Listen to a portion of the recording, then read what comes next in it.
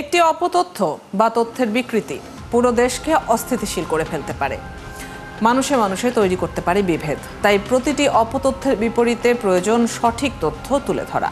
সেই কাজটি করতে এসেছি আমি রুবাইয়া তদিতি। আমন্ত্রণ জানাচ্ছি রিউমার চেক নিয়ে ৭১-এর নিয়মিত আয়োজন ফেক নিউজ স্ক্যানারে। দর্শক, আজ আমাদের সাথে যুক্ত হবেন জগন্নাথ বিশ্ববিদ্যালয়ের আন্তর্জাতিক সম্পর্ক বিভাগের শিক্ষক অধ্যাপক মেজবাউল আজম সওদাগর। তার সাথে আলোচনায় যাবার আগে চলুন একটি প্রতিবেদন আমরা দেখে নেই। নিউ ইয়র্কে আওয়ামী লীগের প্রচুর ডিম নিক্ষেপের ঘটনায় পুলিশের হেফাজতে ডক্টর ইউনূস, এই শিরোনামে ফেসবুকে একাধিক পোস্ট ভাইরাল। ফ্যাক্ট চেক করে দেখা গেল পুরোটাই গুজব। অপরদিকে স্বেচ্ছায় স্বরাষ্ট্রমন্ত্রী পদত্যাগ করলেন, নতুন স্বরাষ্ট্র উপদেষ্টা হলেন লুৎফর রহমান বাবর।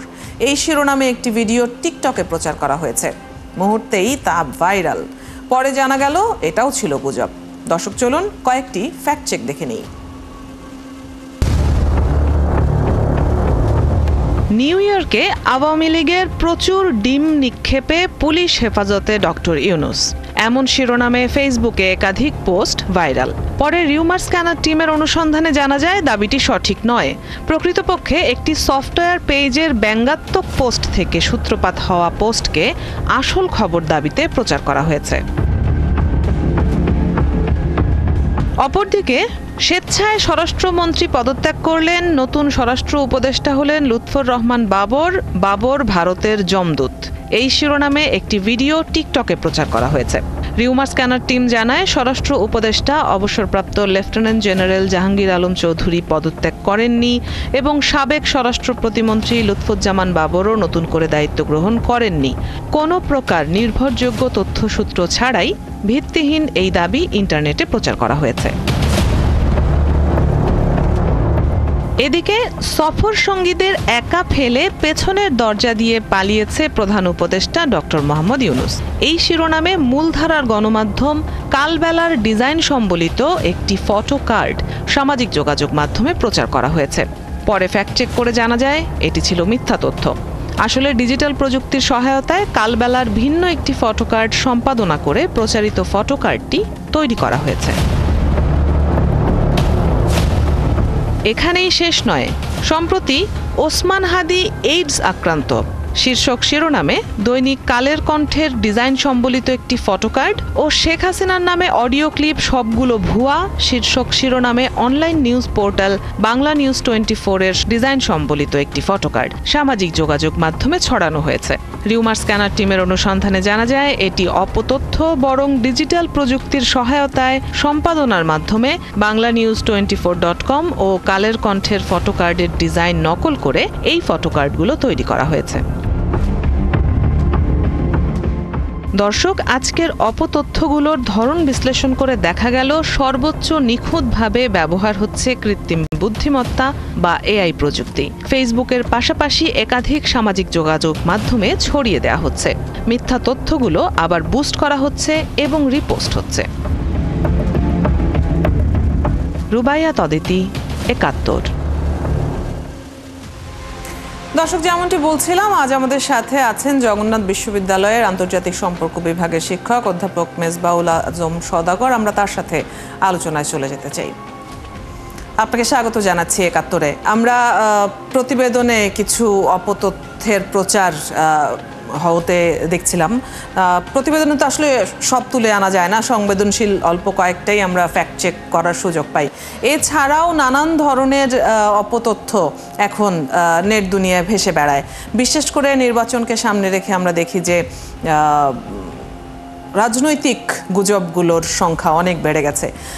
এতে করে আমাদের দেশের ভাবমূর্তি আসলে বিশ্বের কাছে, বহির্বিশ্বের কাছে ক্ষুণ্ণ হচ্ছে বলে কি মনে করেন কিনা? জি, ধন্যবাদ আপনাকে। অপতথ্যের মাধ্যমে তো অবশ্যই আমাদের ভাবমূর্তি ক্ষুণ্ণ হচ্ছে, কারণ হচ্ছে এই সামাজিক যোগাযোগের মাধ্যমে তো এই বিষয়গুলা এক দেশ থেকে আরেক দেশে দ্রুত ছড়ায় পড়তেছে মুহূর্তের মধ্যে, কয়েক মিনিটের মধ্যে। তো এর মধ্যে দিয়ে তো অবশ্যই আমাদের ভাবমূর্তি ক্ষুণ্ণ হচ্ছে।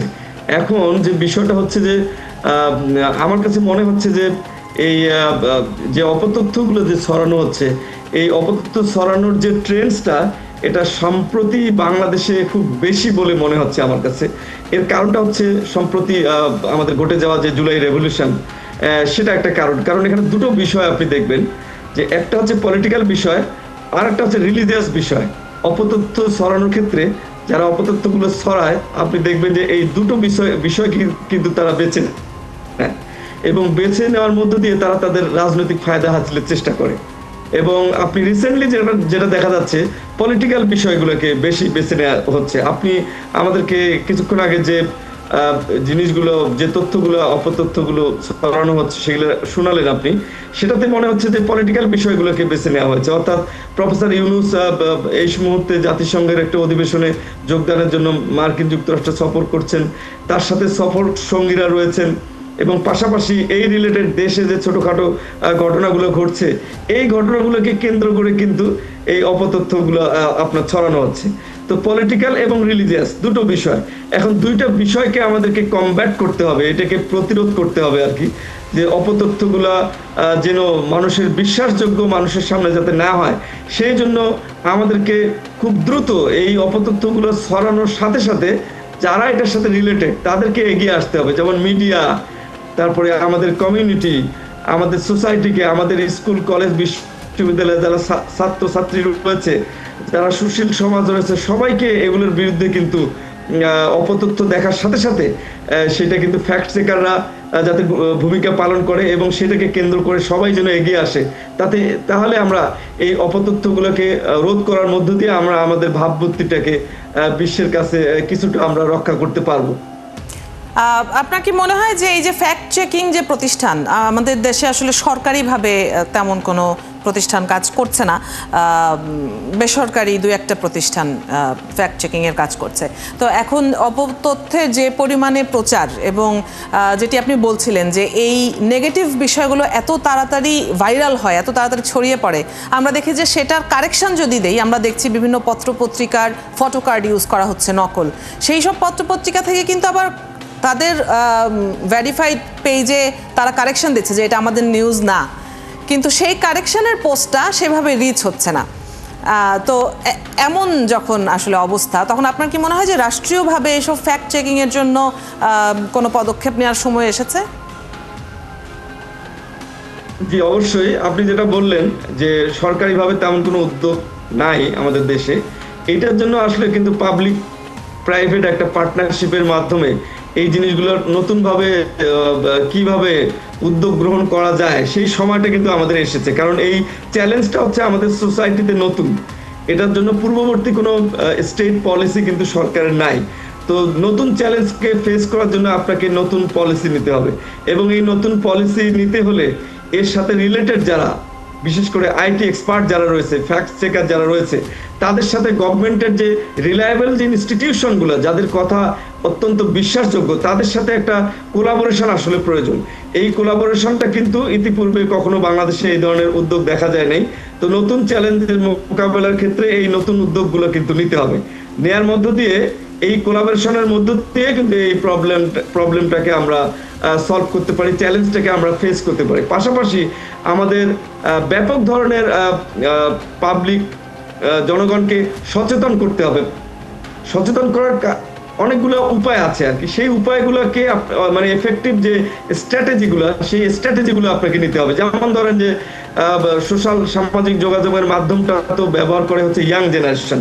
এখন ইয়াং জেনারেশনরা স্কুল কলেজ বিশ্ববিদ্যালয়ে তারা পড়াশোনা করছে, তো সেখানে যে আমাদের আইটি নামে একটা সাবজেক্ট আছে, আপনি দেখবেন যে স্কুল কলেজ মাদ্রাসা এগুলো কিন্তু পড়ানো হয়। তো আইটি সাবজেক্টটাতে কিন্তু এখানে এই গুজব বিষয় খুব তেমন একটা সেখানে এমফাসাইজ করা হয়নি।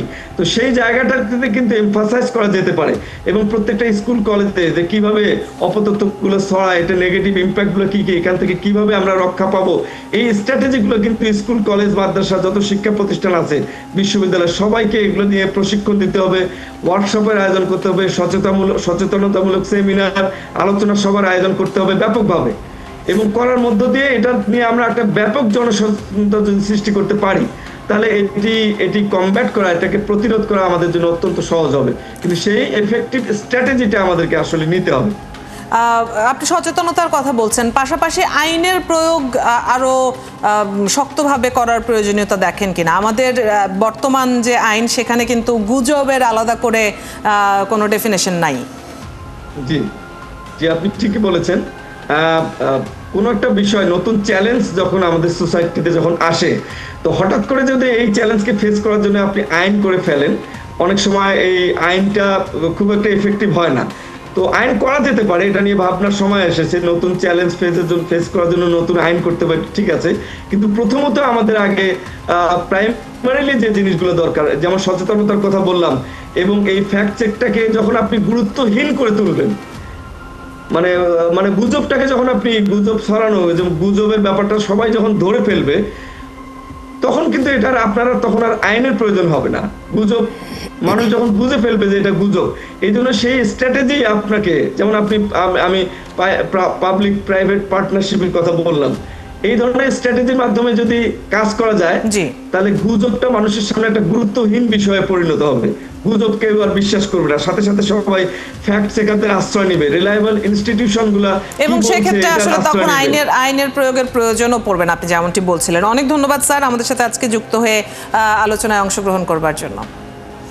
দর্শক, আমরা কথা বলছিলাম জগন্নাথ বিশ্ববিদ্যালয়ের আন্তর্জাতিক সম্পর্ক বিভাগের শিক্ষক অধ্যাপক মেজবাউল আজম সওদাগরের সাথে, এবং এখন এই যে চলমান গুজব নিয়ে হচ্ছিল আলোচনা। আপনারা আছেন ফ্যাক্ট চেক নিয়ে, ৭১-এর নিয়মিত আয়োজন ফেক নিউজ স্ক্যানারে।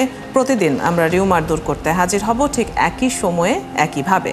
আপনারাও যুক্ত হতে পারেন। যে কোনো খবর যদি আপনাকে সংশয়ে ফেলে, সেটির একটি স্ক্রিনশট আমাদেরকে মেইল করতে পারেন fns.71tv@gmail.com, অথবা ফেসবুকে যোগাযোগ করুন www.facebook/fakenewscanner।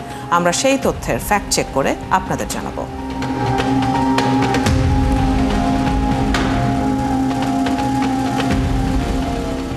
চটকদার শিরোনাম দেখেই ক্লিক করবেন না। বিশ্বাস আর প্রতিক্রিয়া জানানোর আগে ফ্যাক্ট চেক করুন। থাকুন ৭১-এর সাথে।